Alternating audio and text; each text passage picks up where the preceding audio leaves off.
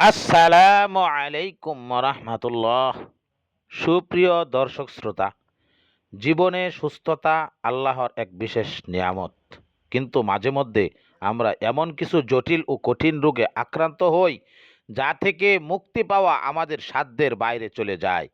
আজ আমি আপনাদের সাথে কোরআন ও হাদিসের আলোকে এমন একটি শক্তিশালী আমলের কথা শেয়ার করব, যা পূর্ণ বিশ্বাসের সাথে পালন করলে আল্লাহ তাআলা আপনাকে অলৌকিকভাবে শিফা দান করবেন।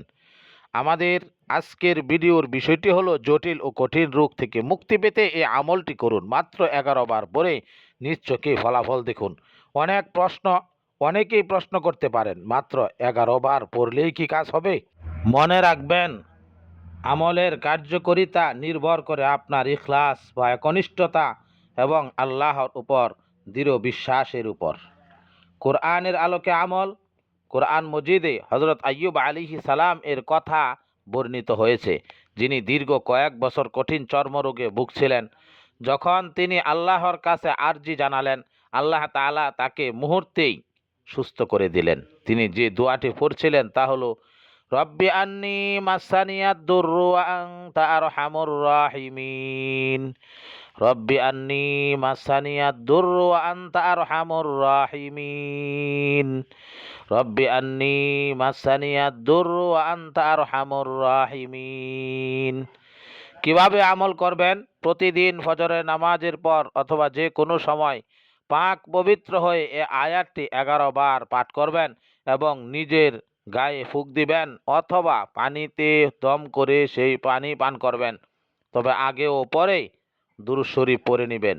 তবে হাদিস শরীফে এসেছে, রাসূলুল্লাহ সাল্লাল্লাহু আলাইহি ওয়াসাল্লাম বলেছেন, কেউ যদি আল্লাহর কোনো নামের উসিলায় বা বিশেষ দোয়া পড়ে সাহায্য চায়, আল্লাহ তাকে ফিরিয়ে দেন না।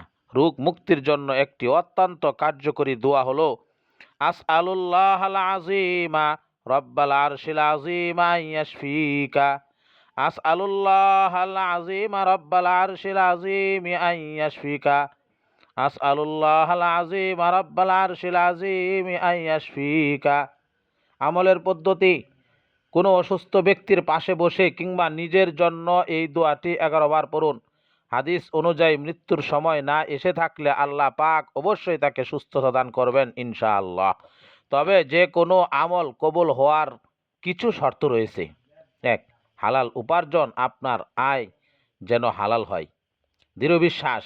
আমল করার সময় মনে এক বিন্দু সন্দেহ রাখা যাবে না যে কাজ হবে কি না। ধৈর্য ও সবর। আল্লাহর উপর পূর্ণ ভরসা রেখে নিয়মিত আমলটি চালিয়ে যেতে হবে। সর্বশেষ কথা হলো, আল্লাহ তাআলা আমাদের সবাইকে সকল প্রকার মরণভেদী ও কঠিন রোগ থেকে হেফাজত করুন। ভিডিওটি উপকারে আসলে শেয়ার করে অন্যদের জানার সুযোগ করে দিন। আপনার একটি শেয়ার হয়তো কোনো অসুস্থ মানুষের মুখে হাসি ফোটাতে পারে। আজ এ পর্যন্তই। ইসলামিক ভিডিও পেতে চ্যানেলটি সাবস্ক্রাইব করে আমাদের সঙ্গে থাকুন। আল্লাহ তাআলা আমাদেরকে আমল করার তৌফিক দান করুন। আমিন।